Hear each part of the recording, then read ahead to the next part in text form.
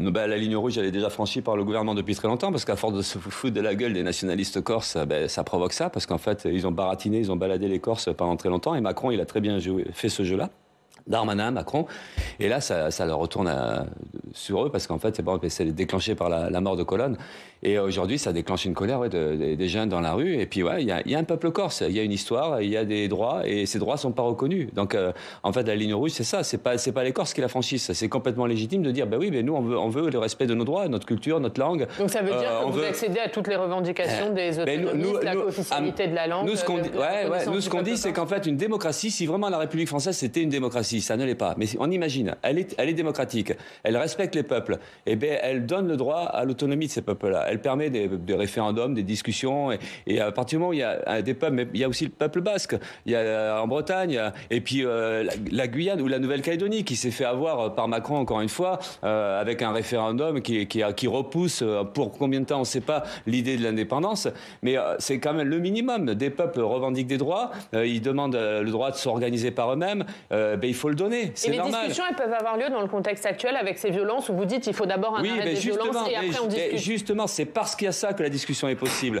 Et tant qu'il n'y avait pas la colère, tant qu'il n'y a pas les manifs, et puis c'est pour ça que s'il faut brûler une sous-préfecture, c'est comme ça que ça marche. C'est-à-dire que vous encouragez ces violences? On encourage rien puisque ça a lieu sans nous. Ce que nous on constate, c'est que s'il n'y avait pas ça, Darmanin il flipperait pas, il parlerait pas d'autonomie. S'il n'y avait pas ça, ils n'auraient pas enlevé le statut la violence DPS. C'est une réponse, Philippe Poutou. La violence, la colère est légitime et la violence est légitime à partir du moment où il y a une violence de l'oppression déjà. L'État français, il est violent. Parce qu'en fait, il faudra quand même rappeler que le début des violences dans les manifs, y compris en Corse, c'est les attaques des CRS.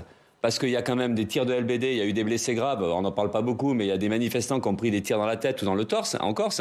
Et puis les combats dont on parle aujourd'hui, c'est des réponses à l'agression policière, aux agressions de la répression politique.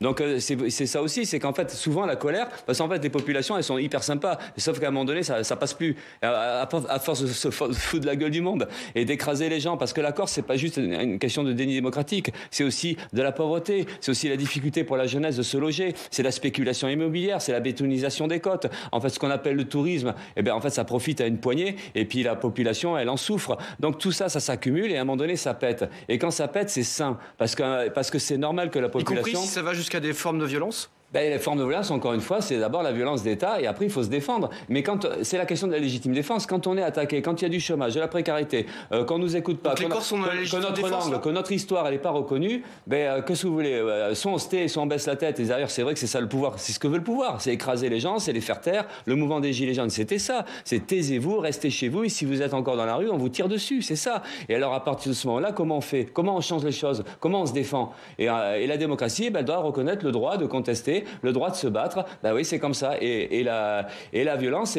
dans l'histoire, de toute façon, elle est des fois le résultat aussi d'une surviolence du pouvoir. Et à un moment donné, les opprimés se révoltent, se battent. Et voilà, et c'est comme ça. Et nous, ça ne nous gêne pas. Et nous, on est plutôt rassurés quand on voit la population réagir. En tout cas, nous, on est solidaires de la colère aujourd'hui du peuple corse.